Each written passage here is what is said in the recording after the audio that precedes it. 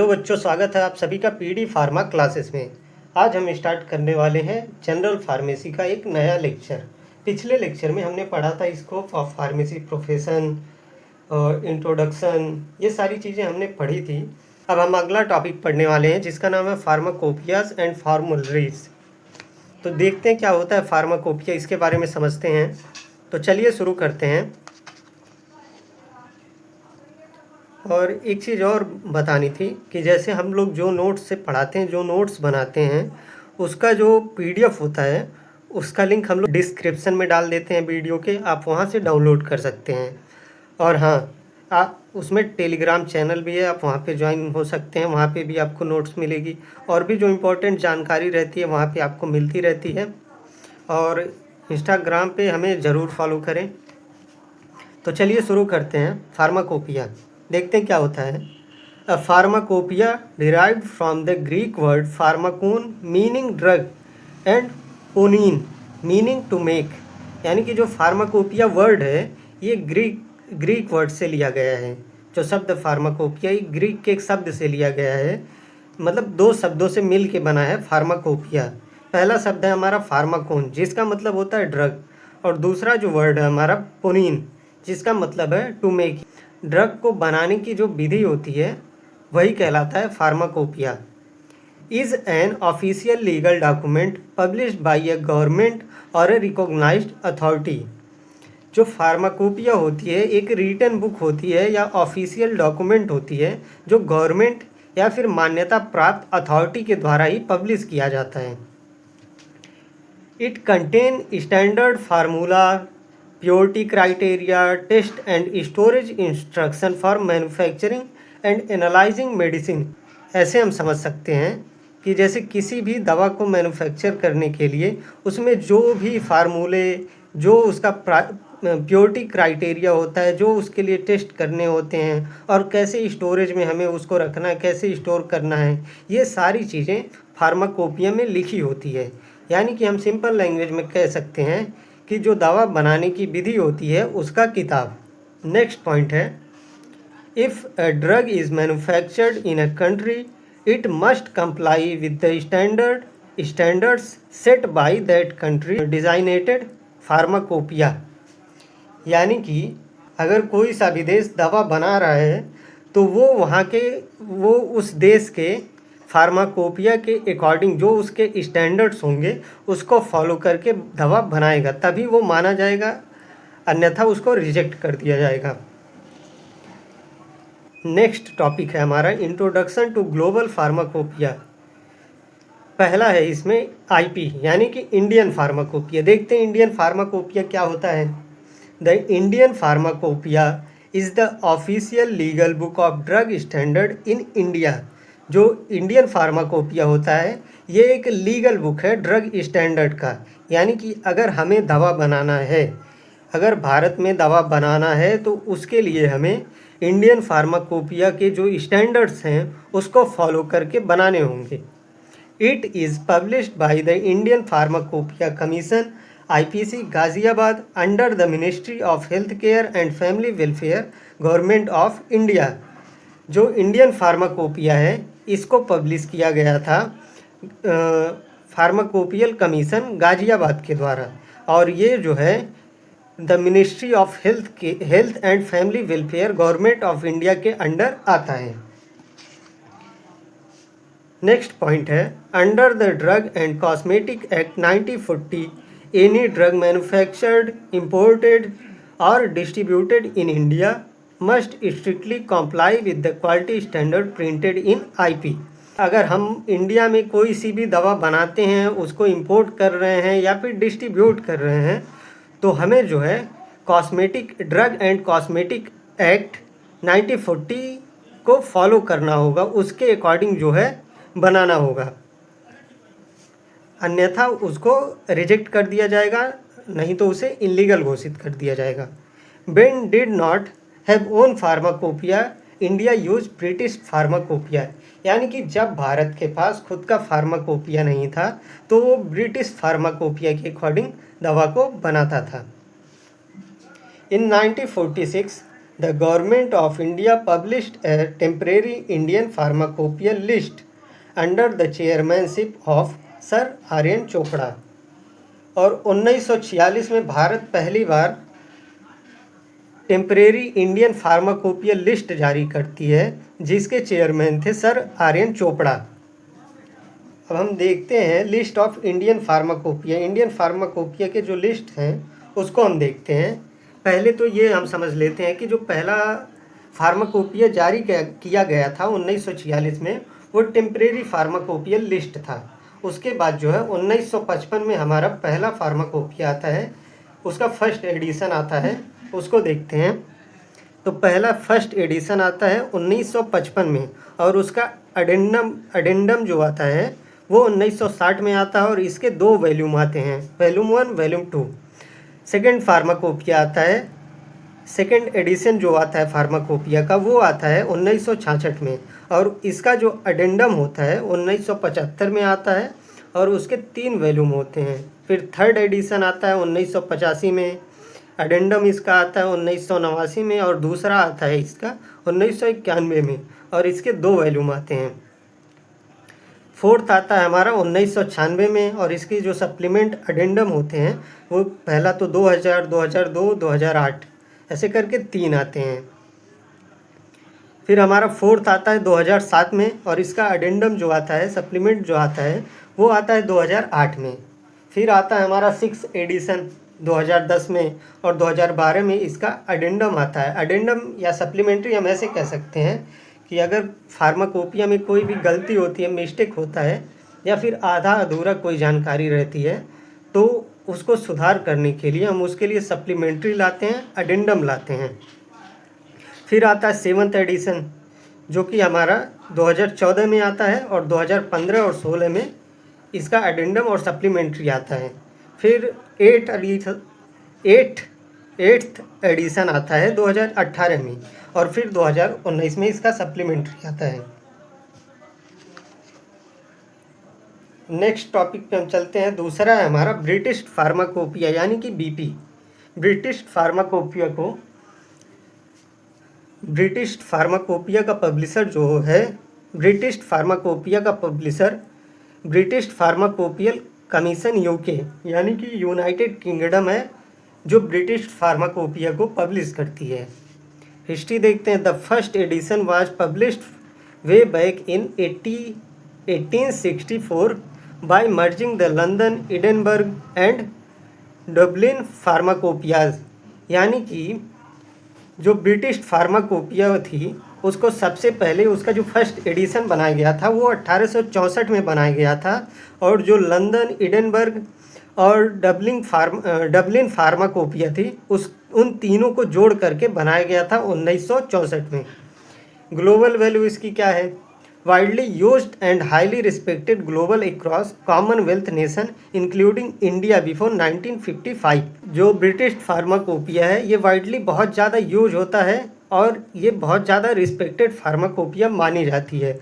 और जो Commonwealth Nations है 1955 के पहले इसमें इंडिया भी इंक्लूडेड था, तो जो कॉमनवेल्थ नेशंस होते हैं ये काफ़ी ज़्यादा इसकी रिस्पेक्ट करते हैं, किसकी? ब्रिटिश फार्माकोपिया की। नेक्स्ट टॉपिक है हमारा USP, United State pharmacopoeia.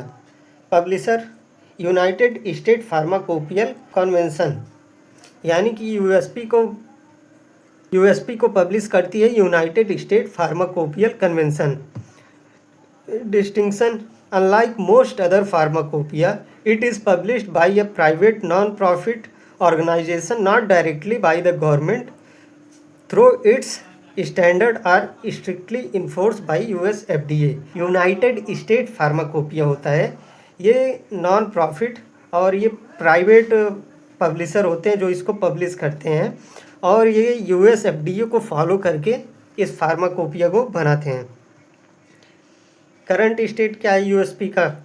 It is now published jointly with the national formulary as USP-NF annually. यानी कि ये जो है हर साल नेशनल फार्मूलरी के साथ ज्वाइंट करके पब्लिश करते हैं, जिसको हम USP-NF कहते हैं, और ये इस नाम से हर साल पब्लिश करते हैं। नेक्स्ट है हमारा BPC ब्रिटिश फार्मास्यूटिकल कोडेक्स। देखते हैं ये क्या होता है। जो BPC होता है ब्रिटिश फार्मास्यूटिकल कोडेक्स, इसको पब्लिश करती है pharmaceutical society of great Britain. Why it was created, इसको मतलब क्रिएट करने की ज़रूरत क्यों पड़ी थी। While the main BP only include widely accepted proven drug, the BPC provide supplementary information on new drug, chemical preparation, surgical dressing and formula not at added to the main BP। जो BPC होता है ये जो नए supplementary information होते हैं इनको publish करता है। जो ड्रग के केमिकल होते हैं उनके प्रिपरेशंस होते हैं और सर्जिकल ड्रेसिंग्स हो गई, फार्मूले हो गए, इन सारी चीज़ों को पब्लिश करता है और इसे जो है मेन ब्रिटिश फार्माकोपिया में नहीं ऐड किया जाता है। नेक्स्ट है हमारा इंटरनेशनल फार्माकोपिया। इसको WHO पब्लिश करती है। इसका पर्पज़ ये है, it is not a legal book for any country, instead it serve as a global recommendation tool for developing nation that don't have their own national pharmacopoeia to help them maintain drug quality. यानी जो international pharmacopoeia होता है इसको WHO publish करती है और ये किसी स्पेसिफिक कंट्री के लिए नहीं होता है, ये उनके लिए होता है जिनके पास खुद का फार्माकोपिया नहीं होता है। ये इस अकॉर्डिंग अपने दवा को, अपने कंट्री के मेडिसिन को मैन्युफैक्चर कर सकते हैं, डिस्ट्रीब्यूट कर सकते हैं, इंपोर्ट कर सकते हैं। और कुछ अदर फार्माकोपिया हैं, इनको भी देख लेते हैं। Other pharmacopoeia, European pharmacopoeia used across member state of the European union. यानी कि जो यूरोपियन फार्माकोपिया होता है, ये जो यूरोपियन यूनियन के स्टेट मेंबर्स होते हैं ये उनका यूज करके ड्रग को मैन्युफैक्चर करते हैं, बनाते हैं। नेक्स्ट है Japanese pharmacopoeia, official standard book for drug in Japan. ये जो होता है जापानीज़ फार्माकोपिया, ये सिर्फ और सिर्फ जापान में यूज किया जाता है। ये जापान का स्टैंडर्ड बुक है ड्रग के लिए। नेक्स्ट टॉपिक है हमारा NFI, नेशनल फार्मूलरी ऑफ इंडिया। इसको पब्लिश करती है IPC, Indian pharmacopoeia commission. Difference between pharmacopoeia and फार्मूलरी। हम देखते हैं फार्माकोपिया और फार्मूलरी में क्या डिफरेंस होता है, क्या अंतर होता है। पहला पॉइंट है इसमें, pharmacopoeia tell you how to test and manufacture a drug. यानी फार्माकोपिया हमें ये बताता है कि हमें किसी भी ड्रग को कैसे मैन्युफैक्चर करना है, कैसे उसका टेस्ट करना है। फार्मूलरीज टेल्स ए डॉक्टर और pharmacist how to use the drug clinically, dose, indication, side effect, price, combination. और जो फार्मूलरी होती है वो बताता है डॉक्टर को या फार्मासिस्ट को कि दवा को हमें कैसे यूज करना है, डोज कितना रहेगा, उसके इंडिकेशंस क्या क्या होंगे, साइड इफ़ेक्ट क्या होगा, प्राइस क्या होगा और किन किन ड्रग के कॉम्बिनेशंस के साथ हम इसको दे सकते हैं। लेकिन जो फार्माकोपिया होता है वो केवल टेस्ट और मैन्युफैक्चरिंग पे फोकस करता है। नेक्स्ट पॉइंट है, the NFI act as a rational prescribe guide for medical practitioners और student to promote safe and cost effective medicine use. जो नेशनल फार्मूलरी इंडिया होता है ये एक रेशनल प्रिस्क्राइबर की तरह गाइड करता है जो प्रैक्टिशनर होते हैं, स्टूडेंट होते हैं, ताकि एक सुरक्षित और कॉस्ट इफेक्टिव मेडिसिन को प्रमोट किया जा सके। नेक्स्ट पॉइंट है हमारा, structure and content of the Indian pharmacopoeia. यानी इंडियन फार्माकोपिया कौन कौन से कंटेंट और स्ट्रक्चर को कंटेन करती है। तो देखते हैं, modern edition of IP are so massive that they are split into multiple volumes to stay organized. For example, the latest IP is divided into 4 distinct volumes. यानी कि जो मॉडर्न एडिशन है इंडियन फार्माकोपिया का वो बहुत massive है, इसलिए मतलब बहुत बड़ा है, इसलिए इसके मल्टीपल अलग अलग मतलब बहुत सारे वॉल्यूम्स को ऑर्गेनाइज्ड किया गया है। जैसे हम समझ सकते हैं, volume 1 contain official notice, general chapter, testing method like dissolution, chromatography and operators standard. यानी जो वॉल्यूम 1 है हमारा ये कंटेन करता है जो ऑफिशियल नोटिस होते हैं और जनरल चैप्टर्स हो गए, और हम किसी भी ड्रग को कैसे उसका टेस्ट करेंगे, जो टेस्टिंग मेथड हो गया जैसे डिजोल्यूशन, क्रोमेटोग्राफी और उसके ऑपरेटर्स के क्या क्या स्टैंडर्ड्स होंगे, ये चीज़ें कंटेन करता है हमारा वॉल्यूम 1। देखते हैं second volume. Contains general chemical monograph individual drug entire from A to M. यानी जो वैल्यूम 2 होता है ये क्या करता है, जनरल केमिकल के मोनोग्राफ्स को कंटेन करता है individual drug entries from A to M, यानी ए से लेके एम तक जो जनरल केमिकल्स होते हैं उनके मोनोग्राफ को वैल्यूम 2 कंटेन करता है। नेक्स्ट पॉइंट है हमारा volume 3, contain chemical monograph from N to Z along with biological product, vaccine and blood related items. यानी जो वैल्यूम 3 होता है ये एन से लेके जेड अल्फ़ाबेट तक के मोनोग्राफ को कंटेन करता है, और इसके साथ इसमें बायोलॉजिकल प्रोडक्ट्स भी होते हैं, वैक्सीन होते हैं और ब्लड रिलेटेड जो आइटम्स होते हैं इन सारी चीज़ों को कंटेन करता है। क्या क्या चीज़ें कंटेन करता है, biological product, vaccines, blood related items, और ये एन से लेके जेड तक होता है। नेक्स्ट है हमारा volume 4, contain monograph for herbal product, veterinary drug and medical devices. जो वैल्यूम 4 होता है ये कंटेन करता है हर्बल प्रोडक्ट्स को, वेटनरी ड्रग और मेडिकल डिवाइसेस जो होते हैं इन सारी चीज़ों के मोनोग्राफ्स को कंटेन करता है। नेक्स्ट टॉपिक है हमारा study of model IP monograph. A monograph is the complete dedicated entry or profile page of specific drug substance in the pharmacopoeia। जो मोनोग्राफ होता है ये कंप्लीट डेडिकेटेड एंट्री होता है, या कह सकते हैं किसी स्पेसिफिक ड्रग का एक प्रोफाइल पेज होता है जिसमें उसको एक डिटेल में लिखा होता है कि ये दवा है तो इसको ऐसे बनाना है, ऐसे यूज करना है, इसका ये टेस्ट है, इंडिकेशन ये है, ये सारी चीज़ें मोनोग्राफ में रहती हैं। नेक्स्ट पॉइंट है exact structure of a model IP monograph are given using paracetamol as a classic example. जैसे हम एक एग्जाम्पल से समझते हैं,